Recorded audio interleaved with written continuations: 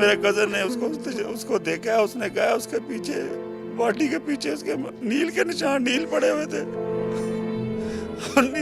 थे उसको, वो तशद्दुद हुआ था उस पर। उसने ये भी देखा है कि उसकी टांगे बांधी हुई थी, कि उसके 1-2% चांस हैं बचने के, बल्कि डेथ सर्टिफिकेट उसने बना दिया था, तो वो भी थोड़ा सा हल्का सा हिला है, वो भी माँ का माथा चूमने की वजह से। हेड बॉडी क्या करना है उसको, तो बयान ही नहीं है ना काबिल बयान है ये बातें तो हम सुनी थी कभी, आज हमारे साथ भी हो रही है। तो अल्लाह ताला है कि अभी एक ही उम्मीद है कि हमें इंसाफ मिल जाए, इस कारी दहशतगर्द जो है ना, ये जालिम दरिंदा जो है, इसको सज़ा मिले और इसको सज़ाए मौत हो, फिर जाके थोड़ा बहुत सुकून होगा।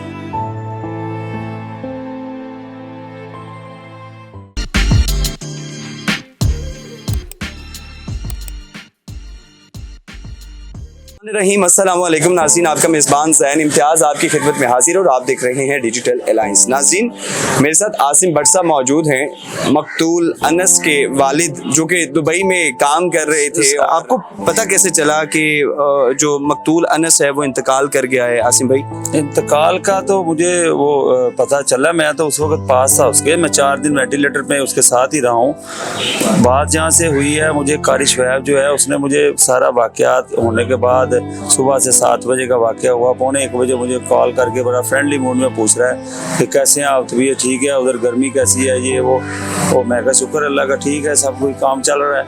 तो मैं कहा खैरियत से आपने कॉल की है? हाँ, वो बस ऐसे ही, मैं कहा चलो गपशप लगाते हैं, बात करते हैं। तो एंड में कहता है बस वो ना आपका थोड़े बच्चे को ना मैं 2 स्टिकें मारी थी, बच्चा तो ही देना ना बेहोशिया हो गया थी। और मैं कहा क्या हुआ उसको? कहता नहीं बस आप ठीक है, घबराए ना, मैंने इसलिए आपको बताया है सिर्फ कि आप घबरा जाते हैं जल्दी। अच्छा। मैं कहा अच्छा चलो ठीक है, मैं कहा यार बच्चा है तो घबराना तो पड़ता है।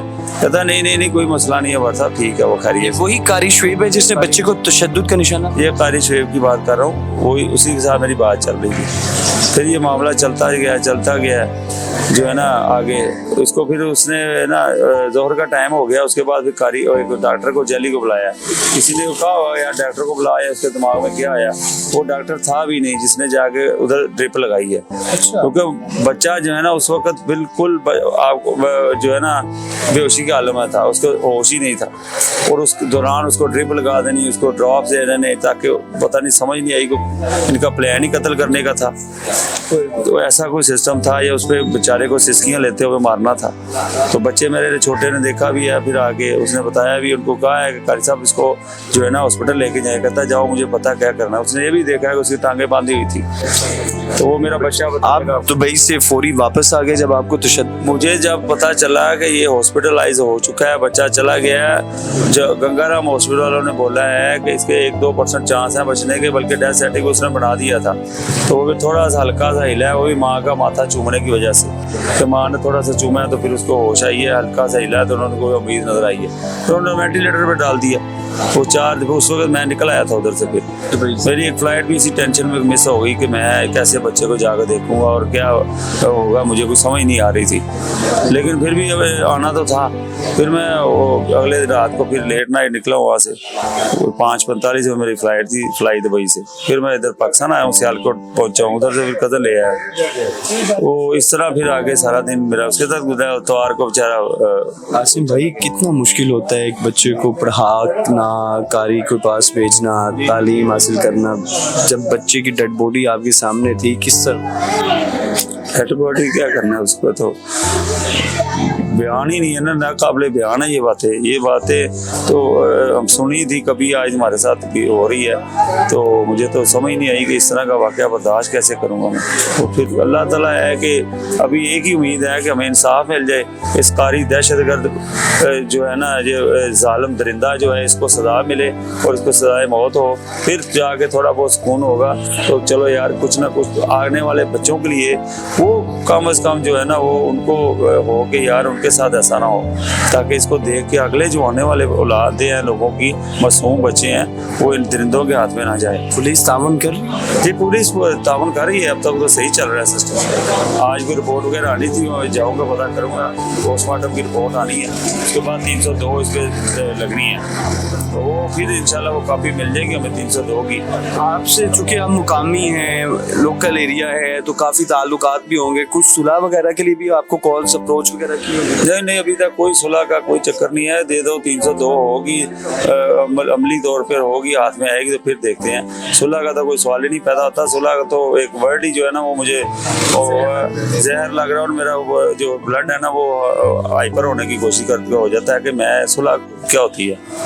एक बच्चा हमारा मासूम चला गया तो सुलह का तो चांस ही नहीं है। नहीं तो क्या समझते हैं कि अगर आपको लगता है कि कानून के मुताबिक सज़ा मिल जाएगी, अगर मिल जाएगी तो ठीक है, अल्लाह पाक बेहतर करे ताकि किसी और के साथ ना हो, अगर नहीं मिलती तो फिर क्या करें? नहीं इंशाल्लाह मिलेगी, क्यों नहीं मिलेगी। मैं नाउम्मीद नहीं हूँ, क्योंकि मेरा बच्चा शहीद हुआ है। ना मिलने वाली तो सोच ही नहीं है अपने अंदर। फैमिली को कैसे तसल्ली करूँगा, फिर जो मैं कर सका फिर वो मैं करूँगा।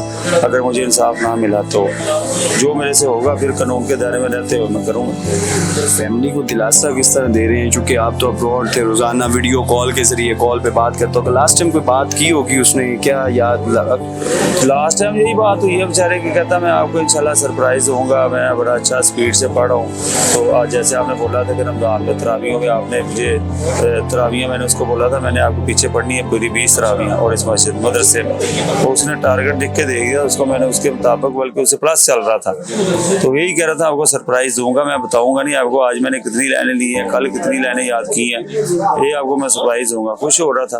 तो कितना मुश्किल था, जिस बच्चे के पीछे नमाज तरावी पढ़नी थी उसी बच्चे का आप नमाज जनाजा पढ़े हैं, क्या करें, जिसने हमें कंधों पे उठाना था उसका मैं कंधा उठा रहा हूँ, ये तो नाकाबिले बर्दाश्त है ना। वालिदैन का कंधा औलाद कदरे उठाना, वो जो जनाजा है वो उठाया जा सकता है, लेकिन औलाद को जनाजा वालिदैन को उठाना बहुत मुश्किल, बड़ा मुश्किल है। लेकिन देखिए अल्लाह ताला आस्ता आस्ता सब्र देगा इंशाल्लाह। ये सब्र आता है कि हाफिज मोहम्मद अनस शहीद है जो, वो हमें शहादत का रुतबा मिला है उसको, तो उसके साथ हमारा भी चलो माँ बाप, माँ जो है ना शहीद की माँ बाप कहलाएंगे। ये एज ए मुस्लिम हमारा ईमान है, आखिरत में इंशाल्लाह वो हमारे लिए बेहतर होगा इंशाल्लाह।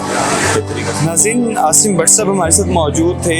मकतूल जो अनस है उनके वालिद मोहतरम थे, और जिस तरह आपने देखा कि इनको कैसे पता चला, और जब पता चला फिर कारी की तरफ से किस तरह बताया गया कि 2 डंडे मारे हैं। इवन के जो बच्चे की हालत थी वो 2 डंडे वालों नहीं थी, 2 डंडे नहीं लगे हुए थे, उसके ऊपर पैमाना तशद्दुद किया हुआ था। आसिम भट्ट साहब भी और इनकी फैमिली भी सिर्फ एक ही अपील कर रही है कि जितने भी आला हुक्मरान हैं, अदालतें हैं, वो इनको इंसाफ मुहैया करें। आपसे दोबारा मुलाकात होगी अगली वीडियो में अल्लाह के बाद।